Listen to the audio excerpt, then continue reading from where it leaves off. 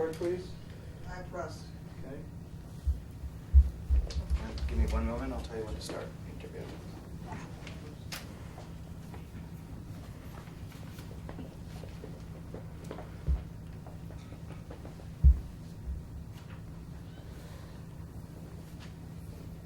Go ahead and begin. Hi, my name is Harry. I'm going to be your first interviewer for the Names Not Numbers project. So I'm just asking you questions for like a couple of minutes. First, what's your name? My name is Sophie Lubka. Where and like when were you born? I was born in Poland, Pabianice, 1923. What did your father do for a living? Pardon me? What did your father do for a living? We had, my father manufactured club sodas. We had a factory of, not only did we manufacture big siphons, but the glass siphons, and he was a distributor of that. And beside that, we had a candy shop. How many siblings did you have? 5. 4 beside me. How many brothers? 2 brothers and 3 sisters. Describe what school you went to. Like, describe your school. Their names. Yeah. My oldest brother's name was Meyer. Then describe your school. Like my school. Yeah, your school. I was going to a public Jewish school. We were lucky. We had in our city 2 Jewish schools, and I was going to one of them. And I graduated in 1938 from that school, and then I went to Lodz, to a bigger city, to go to a Jewish high school, private Jewish high school. Mm-hmm. And then the war came, and in 1939 all this stopped for me. No more education after that.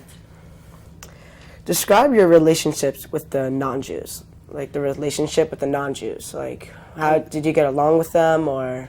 I don't understand your question. Like, with the people that were not Jewish, like in your town, did you get along with them, or you just didn't talk to them? How I was getting along with my non-Jewish friends? Yeah, were you? We had, as children, in fact, we lived in an apartment building. There was a German family, and the girls were my good friends, no problems. Mm-hmm. And wherever else, I was not that much exposed to non-Jewish friends. I had a lot of Jewish friends. What was your favorite subject in school?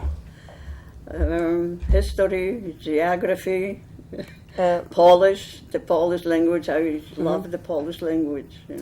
And what were your hobbies? Like, what did you? Oh, I loved knitting, sewing, reading. I was always a reader.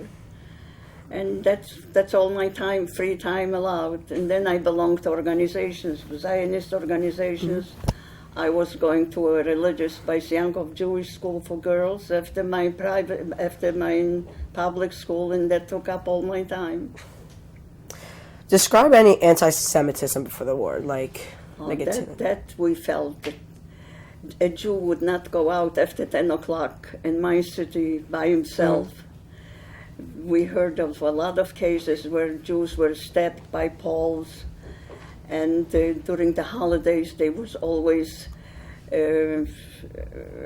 signs on Jewish stores. Nie kupuj Żyda, that means don't buy from Jews, don't support the Jews. And it was felt very unfortunate, even though we all tried to be good friends, but the anti-Semitism exists before the war. Can you describe your Jewish community? We had a very active Jewish community. We had a lot of shuls. We had a beautiful shuls in the old part of the city, and they were Stieblach and Besmedrish. My father belonged to a Besmedrish. What was Shabbos like for you? Was it meaningful? Yeah, Shabbos. The Shabbos? Yeah. My father was a traditional Jew. he was always going, never missed a Shabbos service. He took my brothers to shuls. It wasn't common that girls went to shul, but for the high holidays we all went to shul. And my father used to bring home a oirech with him for the Shabbos meal. We always had somebody at our table, and everything was very traditional in my house. Matter of fact, being that my parents were busy in business, there was a Gentile girl helping with the family because we were 5 children. But beside that Polish girl, there was always an older cousin in my house to watch the Polish girl, to keep up the kosher, not to mix up anything. Our house was kept up kosher. What was the name of your community? Like the name Of of it? my community, Yeah, like what was the name of it? the city I lived was Pabianice. What was Pesach like for you? Oh, a lot of fun. Like I said, we lived in an apartment house, and the biggest pleasure was the first day on Passover, the first day of Passover, to come down to the yard. All the children of the neighbors showed off their new clothes, starting from the shoe on to the nice dresses to nice clothes, whoever had. It was a lot of fun. And then the traditional Seder and finding the Afikomen. My younger brother always made sure that he was finding it. And it was nice.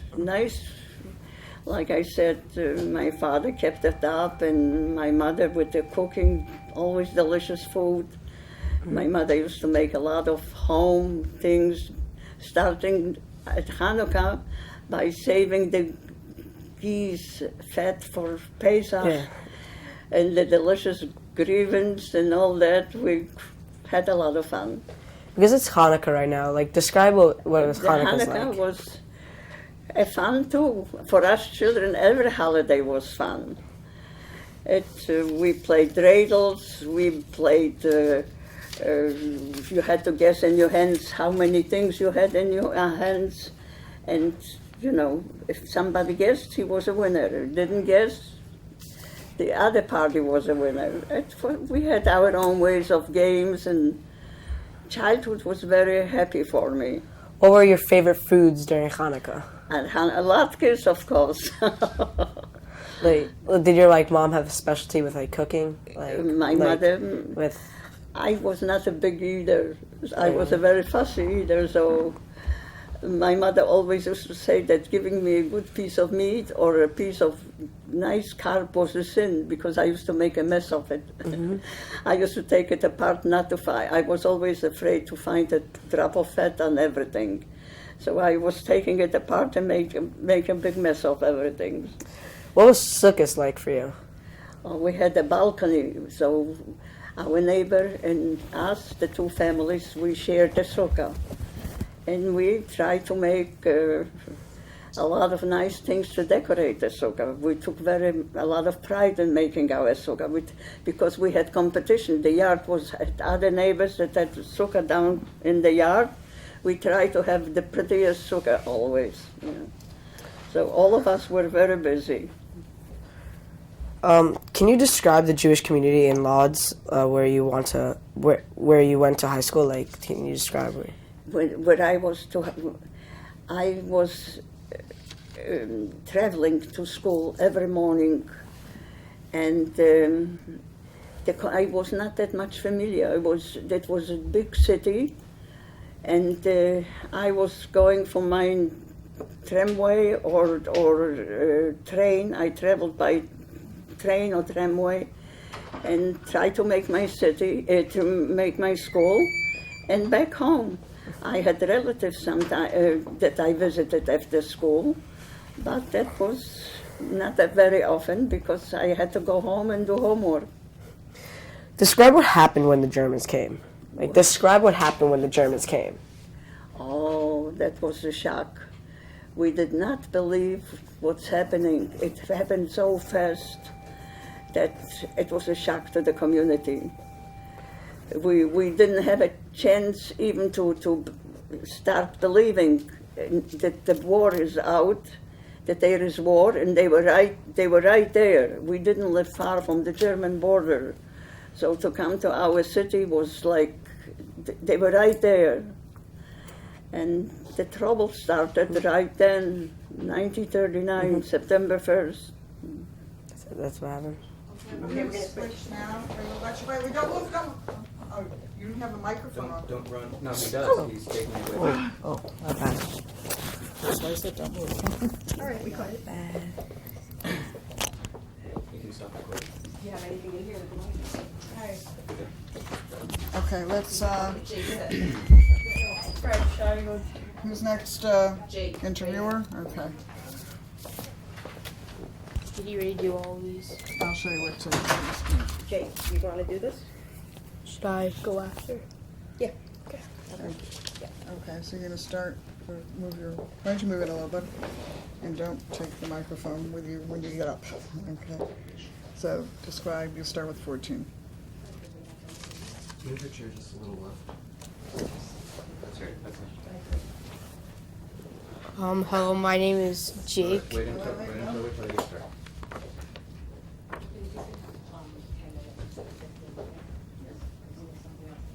Okay, go ahead. Hello, my name is Jake. Can you describe what happened when the Germans came? Like I said, it was tragic for us. People didn't know really what to expect.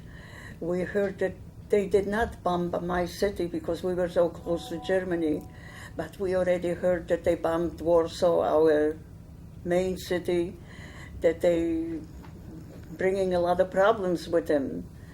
And right away they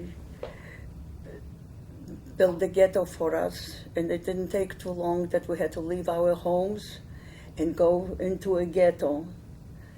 And from our home ghetto in 1942, they marched us to a sports place, and from there the next day they kept us overnight there, and the next morning they transported us to Lodz, to the city of Lodz, where they separated us, my father, my brothers, and the woman, my mother and my three sisters were separated. My father was sent from Lodz ghetto back to Pabianic to clean up the ghetto with my brothers, and once they were done, they sent them to Helmno. And my mother and my three sisters, we stayed in the Lodz ghetto. We had to sign up for work, because without work we could not get Lebensmittelscards. That means cards that provided us with the ability to shop for our rations. We were given rations, and every one of us had to work. My mother worked in a place where they made house slippers. I was the oldest girl. I worked in a place that from braided straw, I was sewing shoes, boots, high boots for soldiers that were sent to the Russian front. And those boots supposed to protect their feet over their boots. They wore them over their boots to give them warmth. And those boots were big. We had to make soles that big and then build up a shoe high up.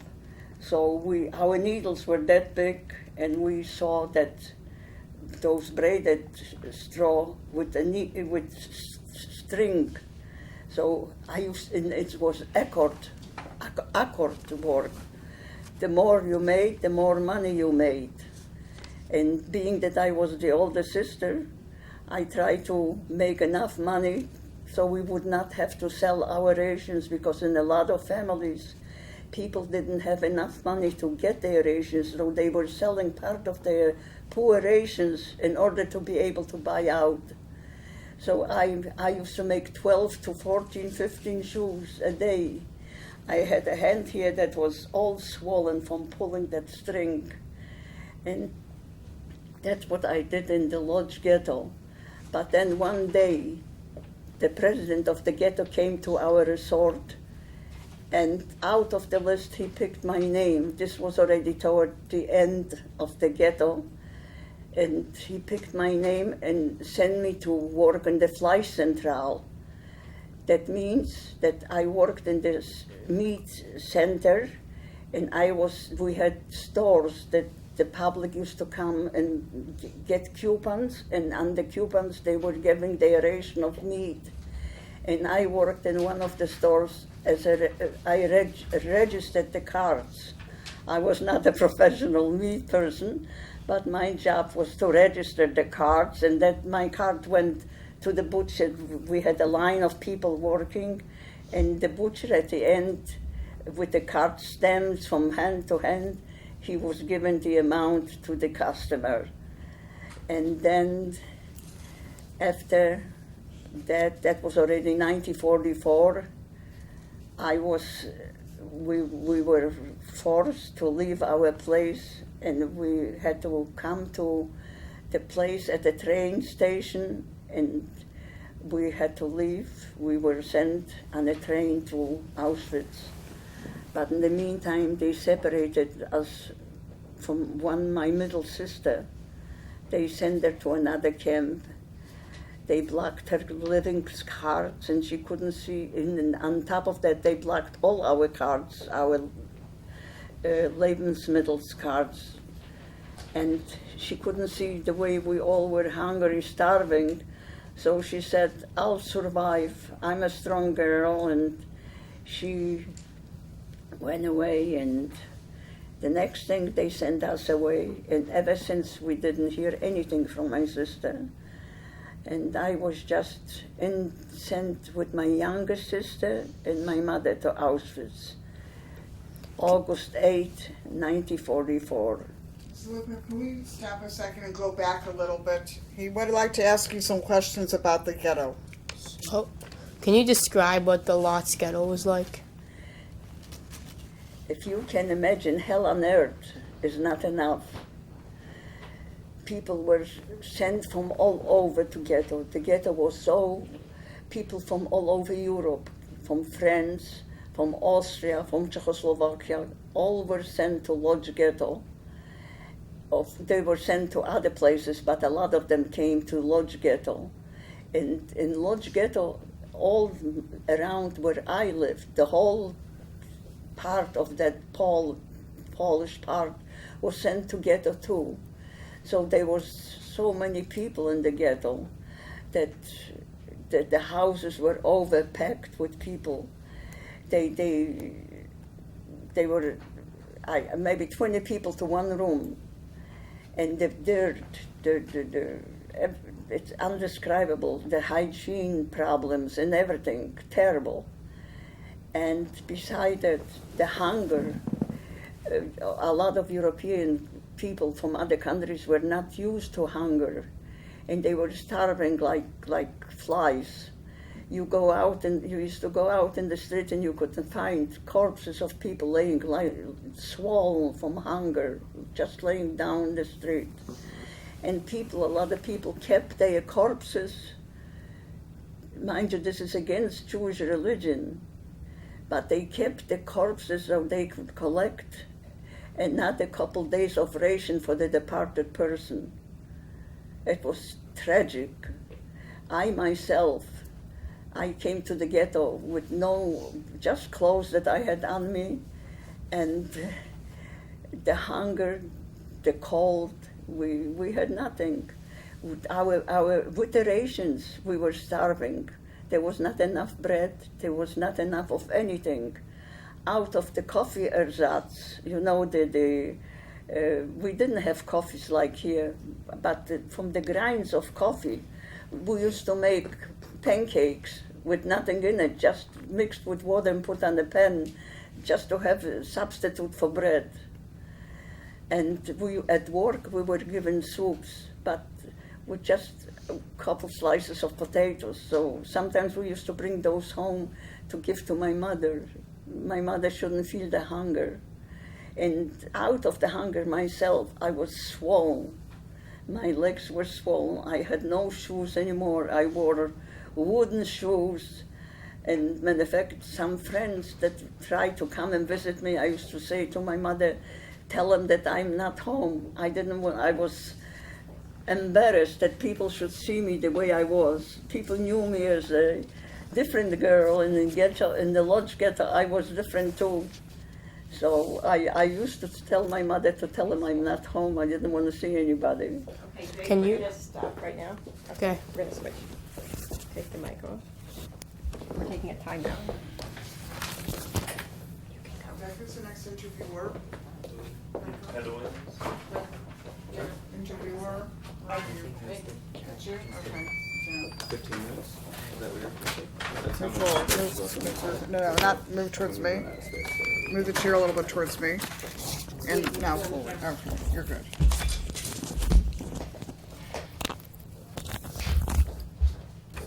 Okay, so you're gonna start. All right, we're trying. No, you're from a, here, describe a day in the ghetto. And then, what did your parents do, okay? And then, So I should skip these two. yeah, because she said she didn't do anything. Okay, because I put those two. Okay, then you go into number 21. Forget this. And then what happened to your family next, okay? So this one, that order. All right. Wait, don't start yet.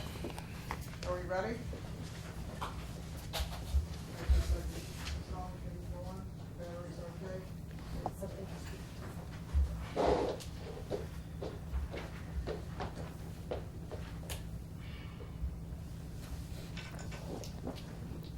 Excuse me, Yes. like there are like lines going down, is it supposed to happen?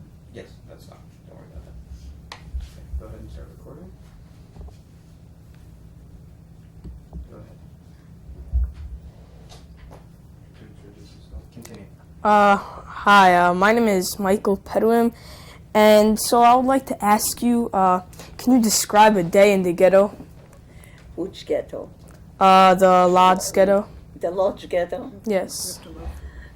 Like I said before, it was very hard to make through a day because of the hunger and hard work. And we never knew when they were anxious. That meant that the Germans used to come in and catch people and send them away without any warnings.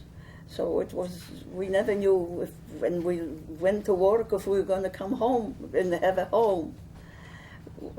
They were very tricky, the Germans. They never told us what they're going to do. They just was catching people and send them away. They blocked off a certain area and you couldn't get in or out. And that the people in that area were gone, who knows where. Not to come back, unfortunate. What did your parents do as a living? Pardon me? What did your parents do as a living? Oh, I mentioned that earlier. My father was manufacturing seltzer, and we had a candy store. Yes. That was also in the Lodz ghetto? What did your Oh, father no, that was before the war. do? What did your father do in the Lodz And my ghetto? father What? was not in the Lodz ghetto. My father was sent away right away to clean up the old ghetto in Pabianic. And then when they were finished with that work, they were sent to Helmno. That was a camp not far away from Posen.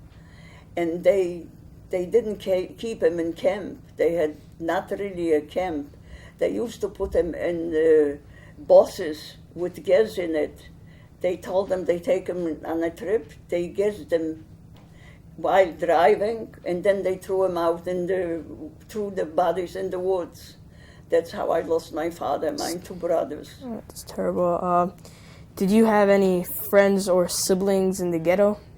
Yes, I had my mother and I had my two sisters. What happened to your family next after the ghetto? After the ghetto, Yes. my mother perished in Auschwitz, unfortunately. No, could you describe how you got from the ghetto to Auschwitz. They cleaned up the Lodz ghetto. That was 1944, and the Russians were coming closer, so they tried to get rid of us, made everything Judenrein before the Russians were coming in. So on August 8th was the time for the part of the city where I used to live to get Judenrein. So they brought us to the station, to the train station in Lodz, from which they sent people away, packed us up, gave us a loaf of bread, everybody got each a loaf of bread. That made people happy, sort of, to get a loaf of bread, and packed us up like animals into trains, and that's how we traveled for a few days, packed kids, all the people, young people, with not an open window, not a breath of air, to Auschwitz. And in Auschwitz, they segregated us, the elderly people to one side, the young ones to another side. And unfortunately, we didn't want to let go of my mother. We got beaten, my sister and I, and they took my mother anyway away. And while we were in the beds, they took us to bathe us, shaved my head, not only mine, all of us. And my mother never was brought to the crematorium, and I never saw her anymore. She couldn't see the way we were beaten, so she said, "Go, kids, I'll see you later." Never saw her again. So I lost my mother August 8, 1944. And I survived the war with one sister. And we lived, we were liberated. We escaped actually from transport. We were marching to Dachau on a death march. And my sister one morning bent down we slept in the fields, in the mud. We had no roofs over our heads while marching. And she bent down to wet her lips with a little grass, with a dew of grass, and she got hit by a SS man over the head and she couldn't get up. I had to pick her up with a friend of mine, my buddy next to me. We were marching in fives, and I could not see my sister be like that. I said, if we survive, we both survive, and if we should not make it, we're not going to make both of us. We die together. And we decided to take our lives in our own hands. And while marching, this other girl was older than us. She was already more experienced. She was up in the partisans in Vilna ghetto. And we looked up to her with experience, and her name was Charna. And I said, Charna, you tell us when we should run, because we never make it like that. And we marched through woods on one side. We marched for a while, and then she says, girls, now it's time, run. And we ran to the woods so deep, they were shooting after us because we marched with other nationality girls, and they told the SS people that Jewish girls escaped. We ran so deep in the woods that we found skeletons of animals.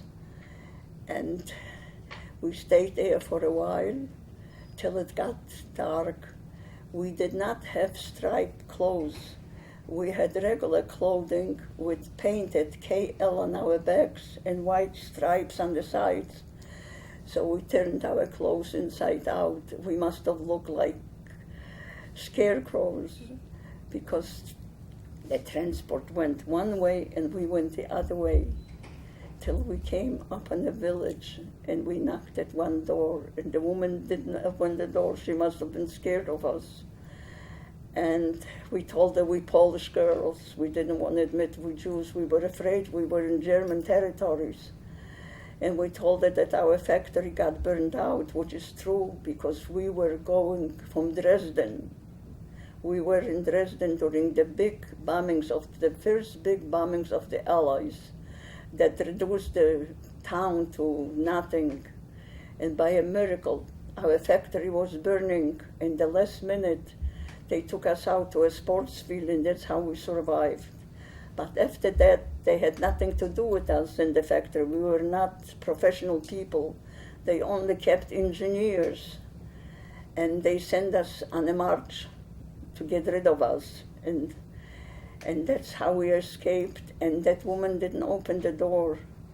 She sent us to another village. She says, in the next village there's a Polish girl. Maybe she'll help us. And by miracle, I don't know how God must have taken us by our hand and take us to that girl. We found her. And she said, her boss does not need help, but his brother might take us, which she did. The same night, we came to the brother's house, and there was a big loaf of bread, homemade bread, and a big tureen of soup, and he said, sit down and eat. We couldn't believe that we lived the day to see a loaf of bread in front of us. And we ate, and then we slept in the barn, which felt like luxury to compare to sleeping in mud. And we had to work. We worked, and very early in the morning, he was afraid that his neighbors shouldn't see us either. So we walked. 4 o'clock, we already were in the fields working, but we ate. He asked us to feed the animals, and instead we ate the animals' food. The boiled potatoes for the swines, whatever we could get a hold on, we ate. We discovered his dried meats. We cleaned up his place. Mrs. Lubka, could we stop you for a second? The boys have some questions about Auschwitz, so could we go back? Do Okay. you want to go ahead and ask? Yeah, how long were you in Auschwitz? I was in Auschwitz 2 weeks. What did you do there? Nothing. They just kept us. They didn't know what to do with us. So after 2 weeks, they put us back in the trains and sent us to another camp, to another up north in Poland, 3 miles away from the Baltic Sea, to Stutthof, which was like another Auschwitz. And in Stutthof, I was chosen by the block Älteste, by the SS woman, to work for her. And I took my sister with me. I said, maybe she can help me, and she agreed that my sister should work with me. And the people that I stayed in the columns back in the barracks, I used to bring out my soups to them because I ate the black Älteste soups. And the blessings I got from those people for my soups, God should only hear. And it seems that God heard those blessings because one of the women was a big rabbi's daughter. And she must have had some influence up there because after the war, look what I got, a family of 7 grandchildren and 10 great-grandchildren. But anyway, in Stutthof, you want to hear that story or you want to... I would like to switch first. Let's switch and take off the mic. And I think we have to go back and make a little more order in it because what's going to happen, the boys have to edit this and make it into a story. If it's not in order, they're not going to understand the story. Okay, who's our next So where do you interviewer? want me now? Just wait 1 second. So, this camera's not being stopped, right? At all? No, I'm just When picking up I the- know, okay. But I mean, when they switch, it's not being stopped. Move forward. I just want you to get your head out of, okay, we're fine. So they're going to go through everything. They're going to go through I cannot Auschwitz. hear you, honey. They're going to go through Auschwitz, and then they're going to go through after Auschwitz and the DP camp, and then after that, they're going to ask questions about each of those things. Okay. So try to, just talk about if they talk about Auschwitz, just try to answer that question. She was Okay. only And 2 then they weeks have in some Auschwitz. questions about the DP camp, So let's and then forget they that. have some Okay. questions She already about said coming she's to 2 weeks in America. Auschwitz. They Okay, have they're all, trying to- okay? Okay. Okay. we You're had- doing great. Do you want to drink? What did You wanna I drink forget that. anything? Oh, You she want some talked hot about water? I'm We can get you good. hot I'm water. good. Right, No, do you no, have a number? thank No, you. she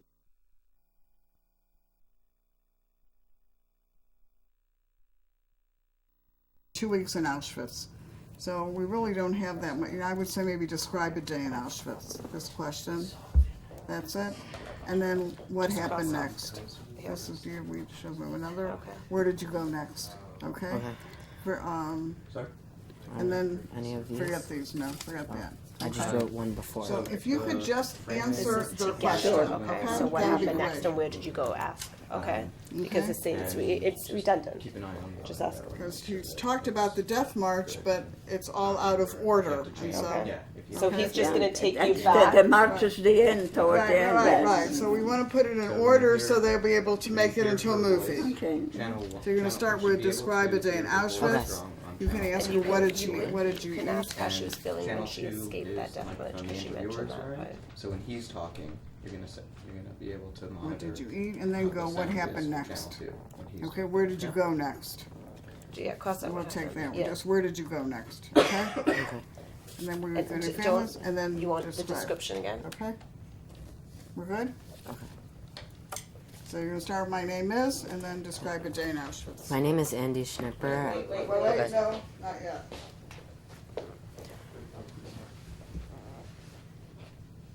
My name is Andy Schnipper. I didn't and- tell you the guy. Okay. Well, They are you open. There we go. You have to talk a little bit louder, dear. I know.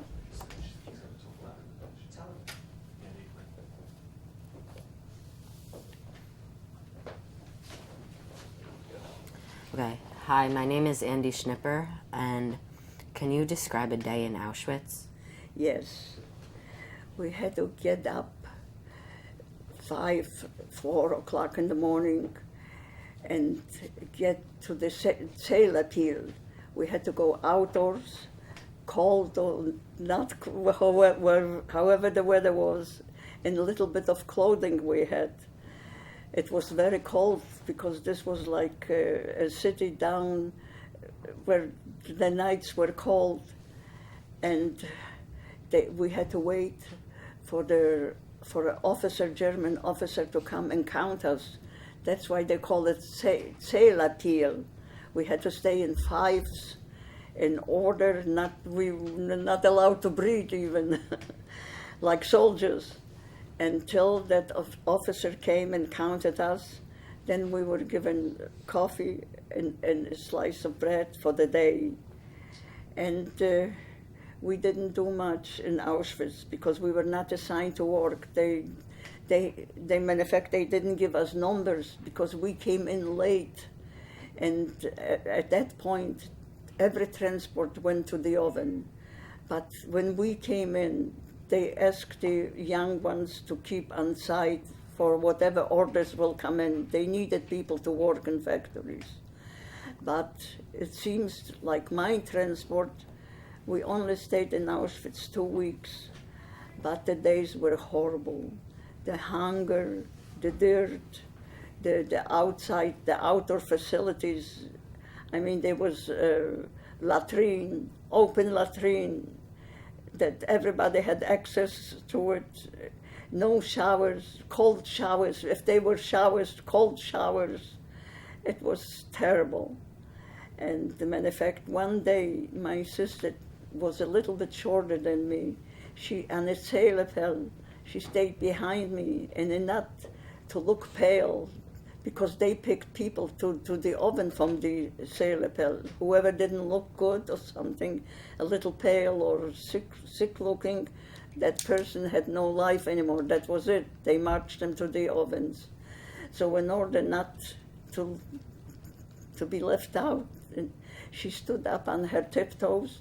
She rubbed her cheeks to be red so hard. Blood was running down her cheeks she was not aware of, in order not to be separated from us, from me.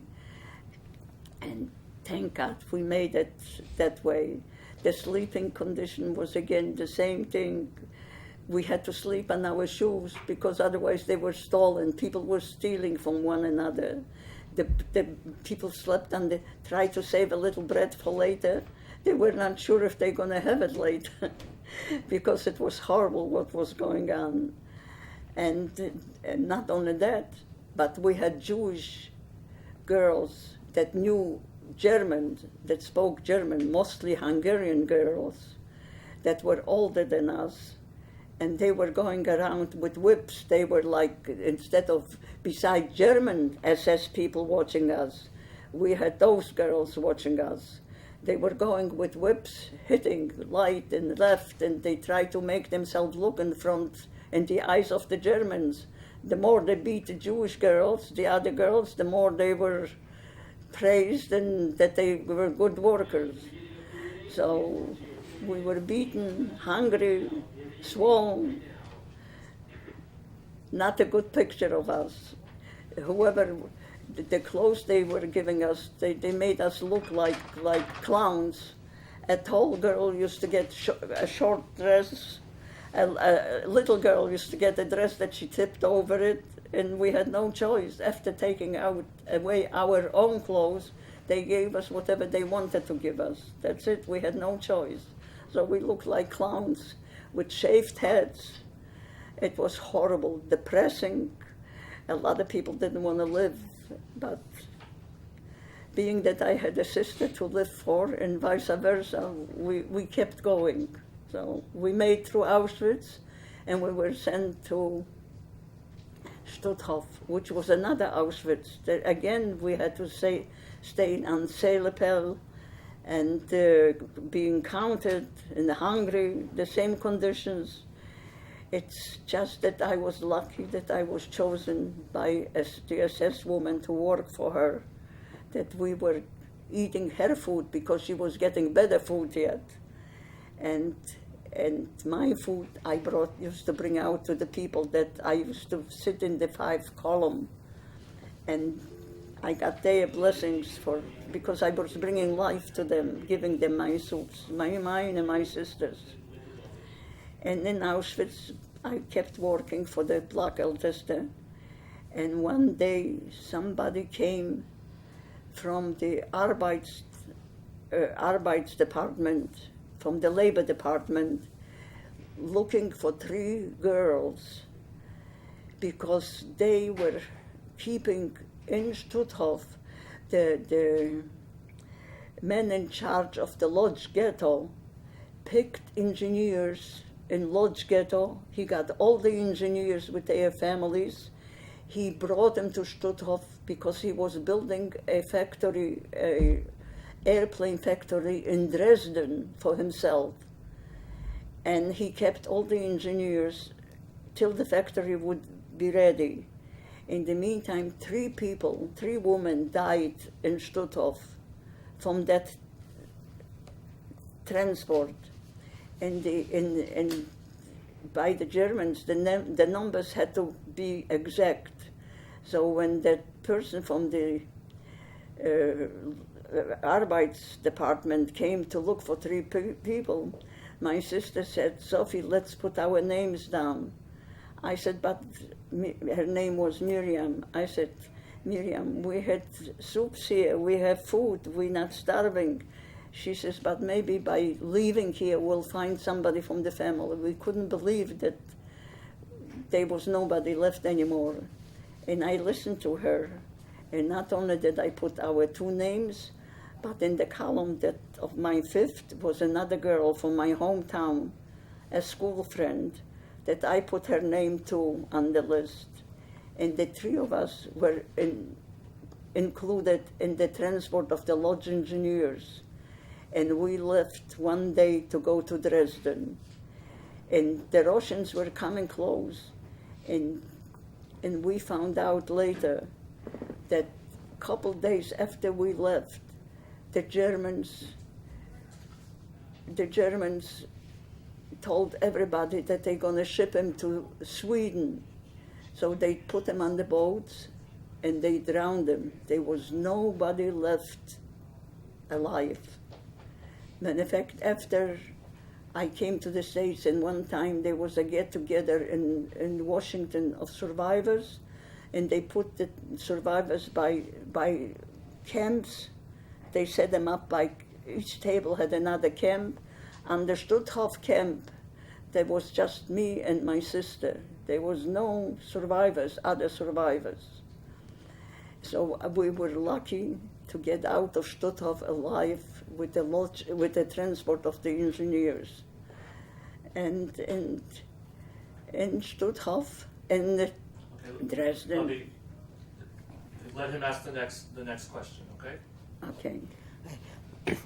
Was there anything else for you to eat in Auschwitz besides for the coffee and bread? I cannot hear you. Was there anything else for you to eat in Auschwitz? In Auschwitz, one day was the same as the other. The facing of the crematoriums, seeing the chimney going 24 hours, we were always stiff scared our turn shouldn't come. So once we were on the train station to leave Auschwitz, we were happy. We never knew what to expect, but at least we know we got one camp behind us already. We out of Auschwitz. Where did you go after Auschwitz? I went to Stutthof. Okay. Describe the Death March. The Death March. It's undescribable. We had no houses or anything planned for us to stay in. We marched during the day, and wherever we were at night, in fields and woods, that's where we slept. And as I mentioned earlier, it was dreadful. We slept on our shoes. Nobody should steal them from us. And one morning, my sister bent down to wet her lips. She got hit over her head. And we decided to take our lives in our own hands. One way or another, we knew we were not going to be alive, so it didn't matter. At least by taking a chance, we had 50-50 chance. So we took our lives and we ran. We escaped from the marching columns. When you escaped, did you have a plan of where you were going to go? We had no plans. We just follow our fate. Whatever it's going to be, it's going to be. And we were lucky to come across that Polish woman that helped us to find work at a German farmer. Describe the day you were liberated. Describe the day you were liberated. Oh, that was a very happy day. We were working on the farm as another day, and all of a sudden that Polish girl came running, and she said, "You don't have to work anymore. The Americans are on the road. Come, let's go greet the Americans." So we dropped everything we were doing, and we ran to the main road. And while the Americans were marching in front of us, I spotted a chaplain, a guy with Jewish stars on the epaulets, on the shoulders, and I waved him down. And he says, "I cannot leave the columns." He come back later to us, which he did. And we told him, we Jewish kids, we need help. He was just like a godsend. He took care of us. He took us out of the farm. He stayed, this was in the Sudetenland, in Czechoslovakia, in Sudetenland. He took us to the hotel. He stayed in Karlsbad, one that's a very famous Czech spa. And he started getting together clothes for us, food, whatever he ate, we ate. And he spread his wings around us like a father, the three of us. And then one day he said, "Kids, it's time to think what you want to do with your future, where you want to go." We said, "We want to go home to Poland." And he tried to find connections with the Polish government to see if there's anybody came back from my family to my hometown. And he was not successful. Unfortunately, there was nobody left. He could not find any family for the world. So there was the next questions, where else do you want to go?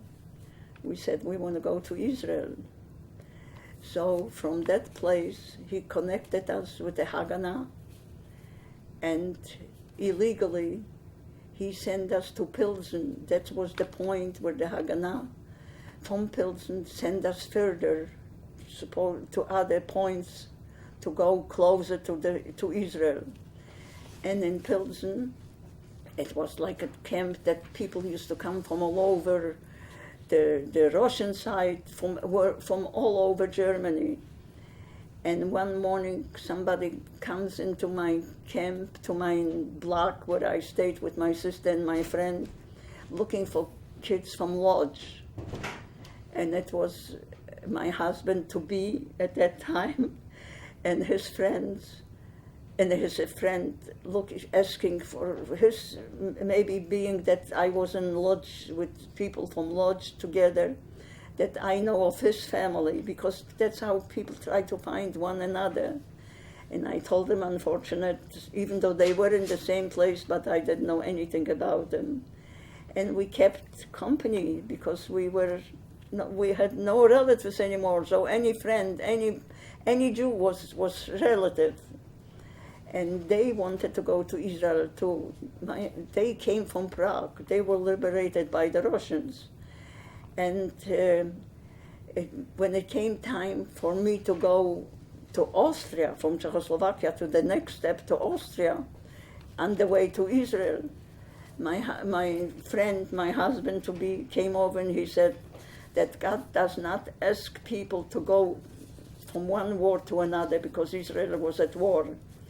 He said, let's get serious, let's go back to Germany, we'll get married, and we'll go to America.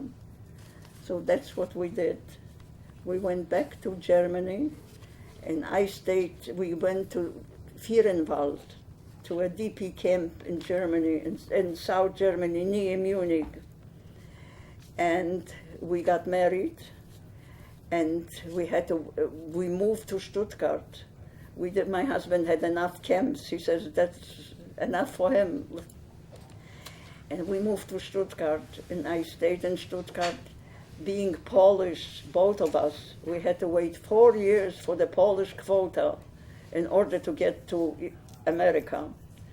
So my daughter was born, my oldest daughter was born in Germany, and time came that we came in 1949, March 2nd, we arrived in America with a little girl.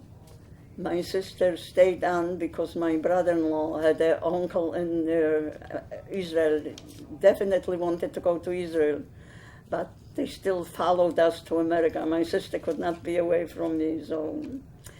And we followed my husband's older brother to Hartford, Connecticut. And there was another couple. We were 4 couples, and all related except one couple of friends. And I have a picture of my wedding, and we stayed in Hartford. Then I moved, when everybody went their own way, but we stayed together because we had relatives, my brother-in-law, my husband's brother, my sister's husband. That's where we built already our foundation with relatives, and looked for business, looked to make a living, and it wasn't easy, but we made it. Go and ask the question about the full weddings. Go and ask. Show them my picture. No, just a moment, here's the question. She has a Go ahead. question about the 4 weddings. Describe your wedding. Describe your weddings. Describe the 4 weddings. The 4 weddings. It was happy and sad. No mother, no father to help us. Nobody to help us plan anything. We had to do everything ourselves. Lucky, this couple of friends, a brother was a butcher, a kosher butcher, and we prepared the whole wedding ourselves. Of course, we hired an Orthodox rabbi. We were married by a Hungarian Orthodox rabbi. We had to go to mikvah. We had to go through the whole process of rituals and everything. And we celebrated in Polish style a whole week. We got a house in the camp, so the four couples slept on the top of the house, and the bottom of the house we gave to our guests. We celebrated for 8 days with sheva brochos, with everything. Anything else you want to know? You're going to switch now. Let's take off your mic. And what I want to say as far as the wedding, I was married first. Okay. Speak to the board. Wait. Who's the next interviewer? Evie, the Okay. grandson. Evie. I have a very important point because the chief rabbi of Israel was at our wedding. Oh, really? Yes. This is your great grandmother? Maybe we can Okay, ask one so- quick question, because I don't think it was also clear that one of the couples was Miriam and another couple was Sam. I don't think it was clear that it was two sets of siblings. So maybe we can ask one more quick question about that. Okay. Okay, you're gonna start with this question first. You're gonna say, you know me, I'm Evie, your oldest Is great anybody else grandson. missing from this group? Okay, Two people left already. Where do they go? they're gonna.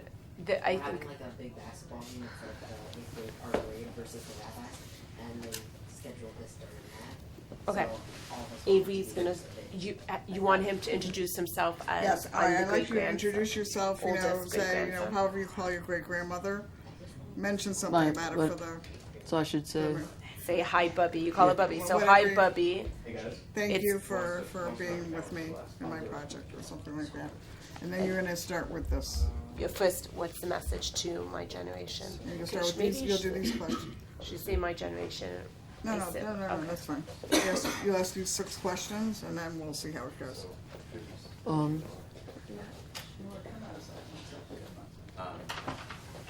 Headphones, go ahead and start recording.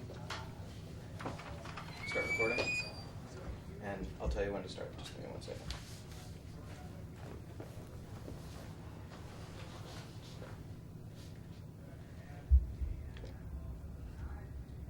Go ahead. hi Bubby. Hi, darling. So I'm gonna ask, can I ask you a question? Sure. What is your message to my generation? What's Say- your message to my generation? I don't understand. What is your message to my generation? What's my message to your generation? You should keep up. First of all, Judaism is very important.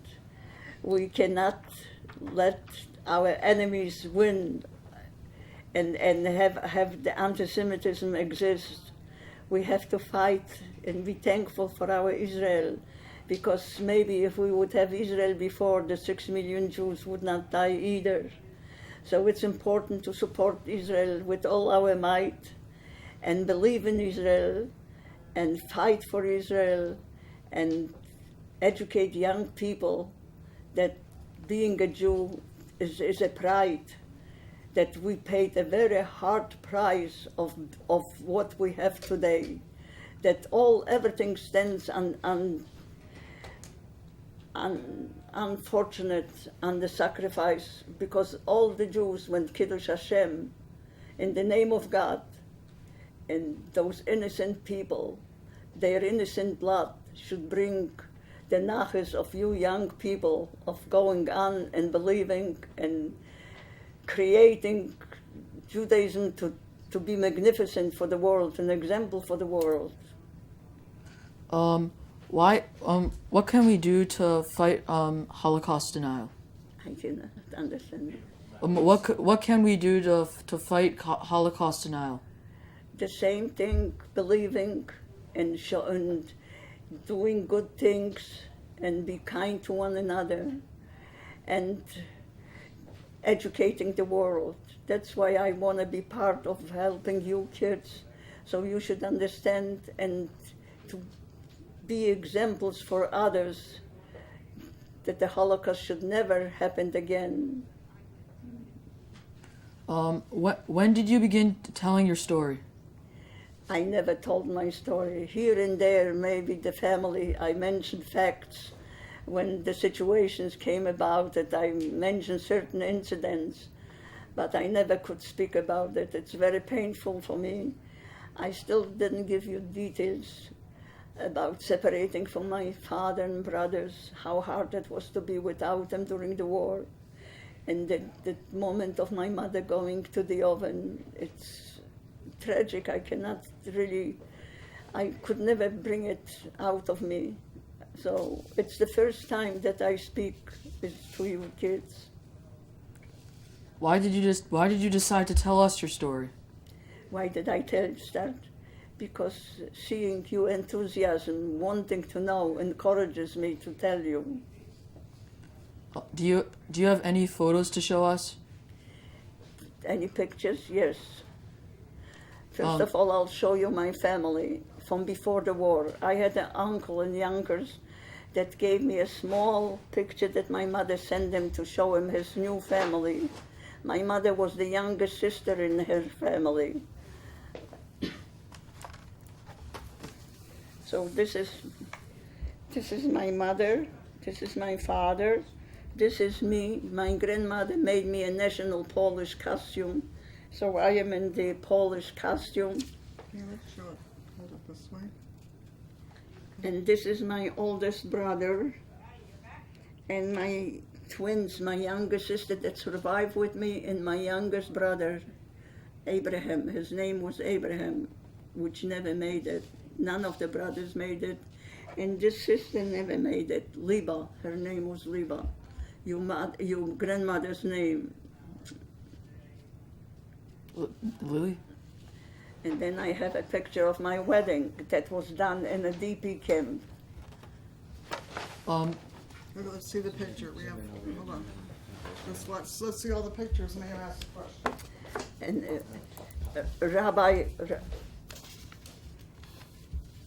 Rabbi Herzog was visiting Munich area right after I was married, by the way, 5 months after the war, in January 26, 1946.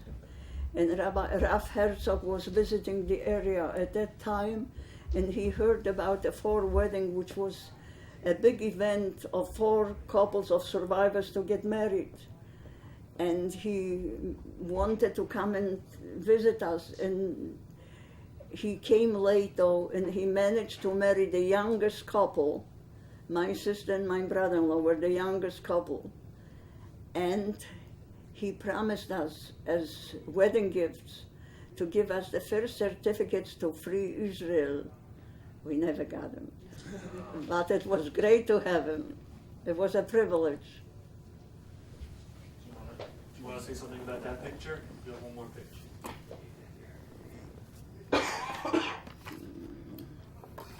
And this is me after the war.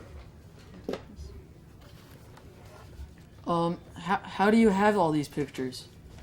How I have the first picture of my family I was given by my uncle that lived in Yonkers. So coming on a boat to the States, my first step was to my uncle's house, and that's what he gave me, the picture of my family. I enlarged it. I made it to a big picture.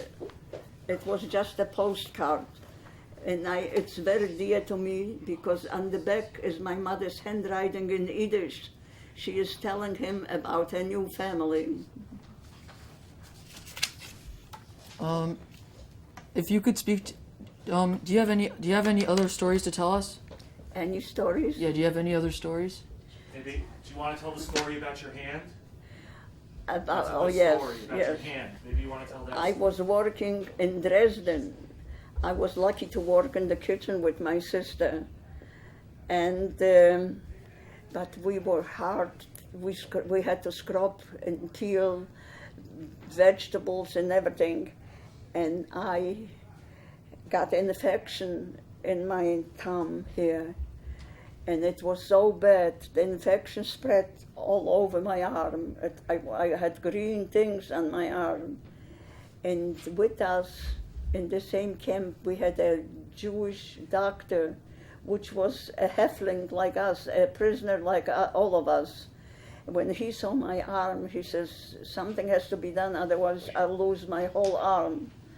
So in the night, a few of the men prisoners, Jewish people, held me, and the doctor boiled the kitchen knife.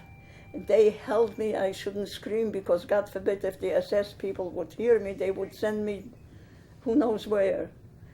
So with a kitchen knife, I still have a mark from here to here that he opened the wound and he saved my life. And then I have another incident. In the Lodz ghetto, I was sick with typhoid. And I was sent to a hospital. But by nature, I never get fever. So they did not cut off my hair, because the first thing when you have fever with typhoid, they shave your head. And I had no fever. And there worked as an assistant, a friend of mine from school. He was like a doctor's helper, like a nurse's helper, whatever he was doing there. And the Germans came to empty the place for all the infectious diseases, so they emptied the whole hospital. In the last minute, that friend of mine told the nurse to give me a white coat, and which she did. And being that I had my hair, they did not take me. They didn't think I was sick. And that's how my life was saved. Otherwise, twice I wouldn't have been here. I saw miracles in front of my eyes. The same thing like being able to escape Stutthof, not to go on the boats. Because if I would go on the boats, I wouldn't be here either. If you could speak to your parents today, what would you tell them? What? If you could speak to your parents today, what would you tell them?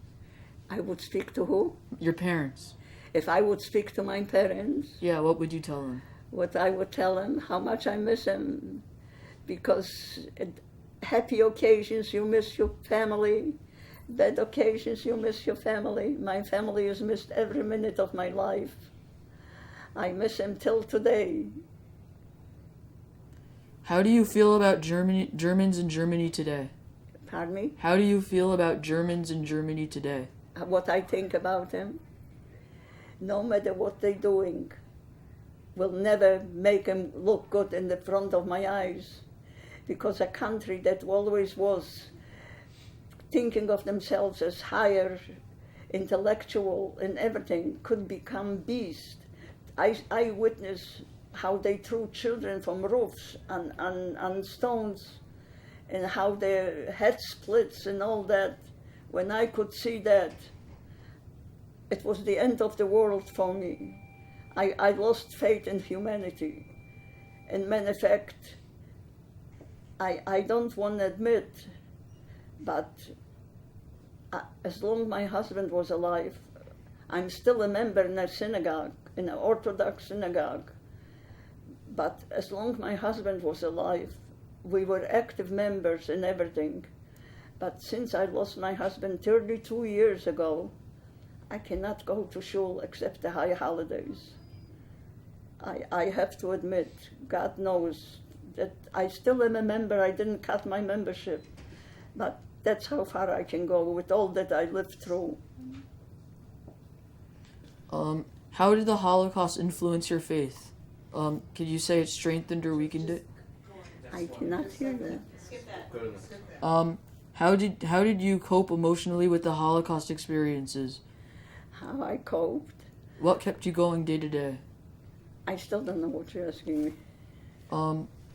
What did you how did you cope emotionally with your Holocaust experiences? Once we had a family, I tried to keep everything away from my children.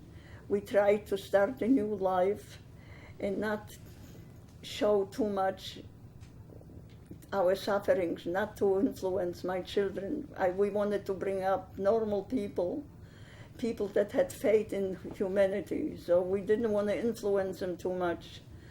But on the long way, My children know how we suffered, our pain when the holiday comes, when a good occasion or bad occasion, how we suffered losing our homes, our background, our identity. We came to a country that nobody knew us. We were like with nothing. We were nobody in this country. We had to build up our own names, our own existence, our own personalities for people to know, to respect us in a way. Because I personally felt when I came to the country that people felt that how come you didn't do nothing? How come you didn't fight? How come you just went like sheep to the slaughter? It's because that's how Germans worked. We never knew what to expect. They took out our pride. They cut us off from knowledge. They put us in ghettos behind electric wires and all that. We had no contact with the world. So they deprived us of knowledge of what's going on, and we didn't know. And all of a sudden, there was alarms that we had to leave everything and just go. So it's not that we didn't want to fight. We had no chance to fight. As your last question, could you tell us about your necklace? About the necklace? Yeah, about the necklace. This is my joy and pride. This is my God's blessings. I had 3 children, wonderful children, and from my 3 children, I have 7 great grandchildren and 10 great grandchildren. And this is why I go on living, because I have a wonderful family and wonderful kids, and they keep me going. God bless them. Thank you. Okay, you want to take your microphone off? We have the gift. That's it? That's it. That's not enough. You did a wonderful job. The gentleman would like to give you a token of their appreciation. You look it up. You too. Okay, go over. What is this? It's No, that's okay. Just take it. It's They're a giving you gift, and thank you for interviewing. I thank did you. it. I did it with, like I said, I try to encourage those young kids to go on with, that they should know and keep their knowledge to share with their generations. Exactly, that's what we need them to do. To keep it going, to fight anti-Semitism, to fight the knowledge that as a Jew you cannot keep your head high. You should be proud to be a Jew. That's the message you gave them. Do you like to cook? Do I like to cook? This is a cookbook. Yes. Yes. I don't cook anymore, but I'll take the book. You'll take it. You'll take it. You can give it to someone else. Thank you. It's fine. Take this off. Gentlemen, do you have your last words to say? Thank you. Thank you. Thank you. Thank you. Okay, we want to take I a thank group you, picture. boys. Okay, we're going to take a We're going to take quick... a group picture, Group guys. picture. You can go Oh, you want to behind. take a picture with Yes, me? Should we everybody take together. Michael? You go behind. Can you take this You over? know what, yes, why don't you put the... Josh, come to my firstborn grandson. Put it on the... Okay, why don't you sit down, and everybody will stand behind you. Okay. Let's move to the side. Come on, everybody. Okay. And, come on. Just put... My camera is wherever it is. You let us all do it, not you. No, no, they're gonna look at you. Look at me, please. Look at us all. Ready? 1, 2, 3. And one more. Ready? And 1, 2, 3. Very nice. Thank Okay, you. wait, we have one more camera.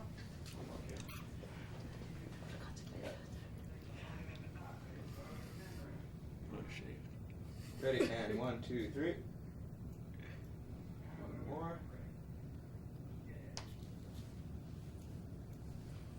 Great. Thank you so much. I remember last year. Okay. When I saw this. Thank you. Good luck with your project. I hope everything is going to work out good.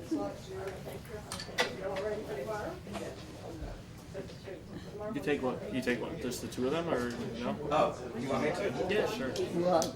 Just you and Avery. Oh, okay. My pride and joy. All right. Ready? Beautiful. Okay.